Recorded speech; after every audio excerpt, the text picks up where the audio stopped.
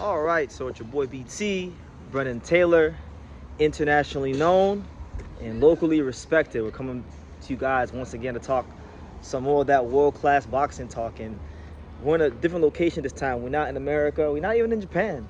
You guys see the hat. I've only been here for a couple of hours, and I done turned Nordic on everybody. I'm looking like Metal Gear Solid on PlayStation 2 and PlayStation 1. If you know, you know. But yeah, I'm here right now. I'm in Reykjavik, Iceland. I want to lay over right now, so I figure while I'm walking, you guys can see this is not somewhere I normally at, but I like it. It's beautiful here, beautiful country, peaceful country. I believe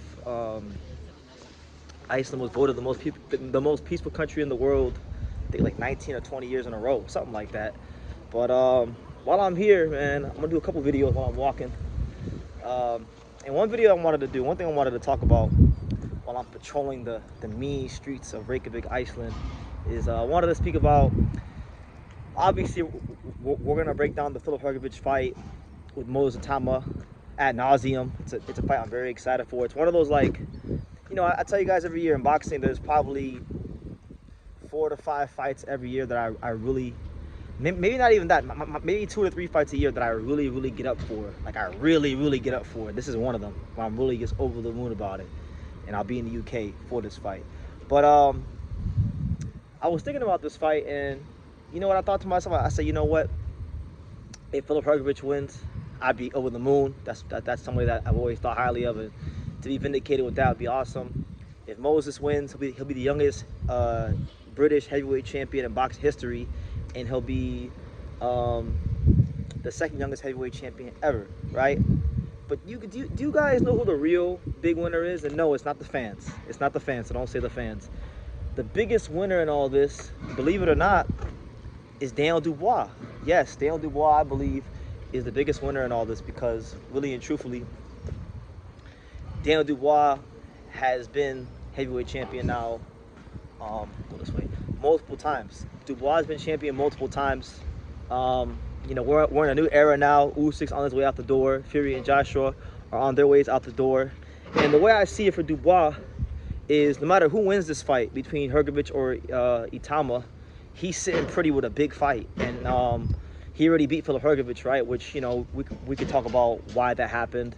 You could say he was just better on the night. You could say the headbutts. But whatever the case may be, he beat Filip Hrgovic already, right? So he proved that he could beat Filip Hrgovic already. But then, also, if Moses wins, if Moses Itauma does what he's favored to do, because I believe he's like a 7-1 favorite at the books, which I think is ridiculous. But if Moses Itauma beats Filip Hrgovic to become the IBF heavyweight champion of the world, then you got a big domestic fight now in the new era of heavyweight boxing. You got Moses Itauma versus Daniel Dubois, which is a fight that, by and large, I think the boxing industry wants. It's a fight that the boxing industry is pushing for. And like I said, Dubois is really the only guy who can't lose on Saturday. He's the biggest winner in all this because those are both great fights. Obviously, if Hrgovic comes through the fight with Moses Itauma, that would set up for me one of the most anticipated rematches in this channel's history. I would love to see Dubois versus Hrgovic in the rematch because Hrgovic was winning the first fight. I think he was hard done by the referees and the rough tactics of Dubois coming in with his head. But you know what? It's worked out. Since then, Hrgovic has switched trainers to Abel Sanchez. I think Abel Sanchez has been able to get a new tune out of Filip Hrgovic. His punch output has steadily increased fight by fight since the Joe Joyce fight.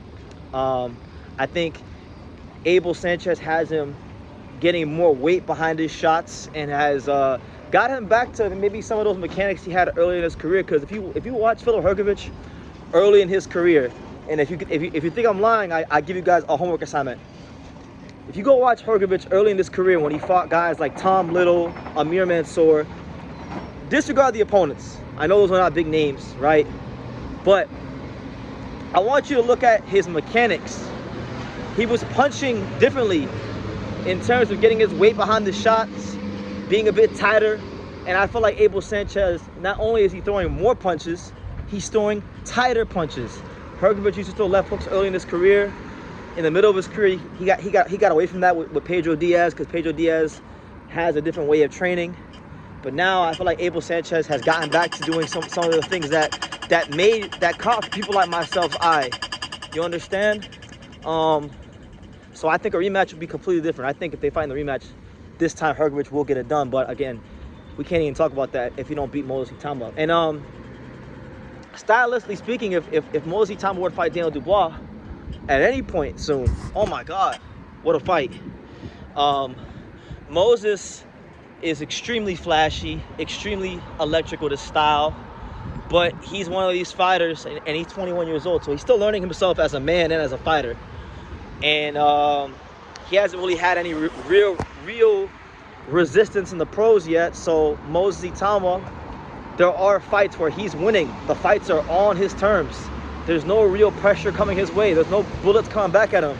And I've seen him breathing out of his ass, like just laboring through the rounds, because he's not pacing himself, because he doesn't have to against the Dempsey McKeans and the Mike Baloguns of the world. And I think that's a trait that this Hrgovic fight, if he comes through it, will teach him, you know.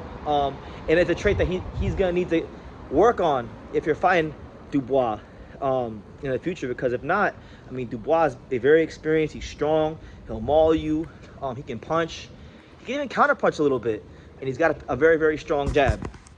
So that being said, like I said, the biggest winner in this fight is Daniel Dubois, because he's sitting there pretty with two really interesting potential fights.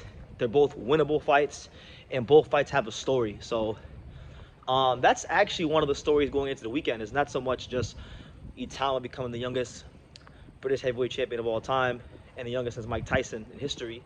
It's not just Filip Hrgovic, you know, becoming the first Croatian heavyweight champion and beating all odds against the boxing industry to become heavyweight champion. No, this is also about Daniel Dubois and the fact that he's sitting pretty with two really intriguing rematches.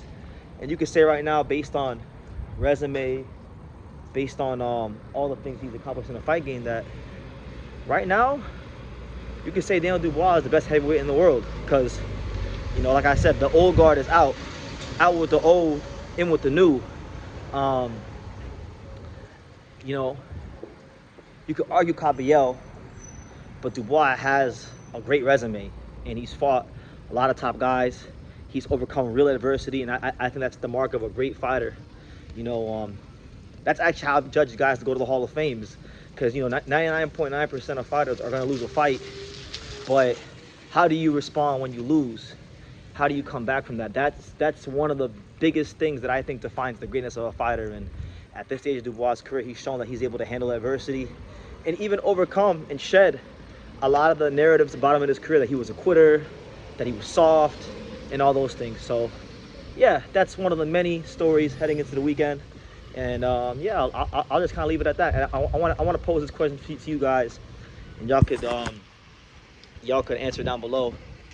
Which fight interests you more? Do you want the British heavyweight super fight of the new era? You know, you can say it's not a super fight, but, you know, it's a big fight. Do you want the next big fight in British boxing heavyweight history between Dubois and Itauma? Or would you rather see Hrgovic in a rematch to avenge the only loss of his career? And which one tickles your fancy more? Leave your comments down below. Make sure you guys take the time to subscribe. More videos on the way from the world's most peaceful country, in the beautiful Reykjavik, Iceland. See you later.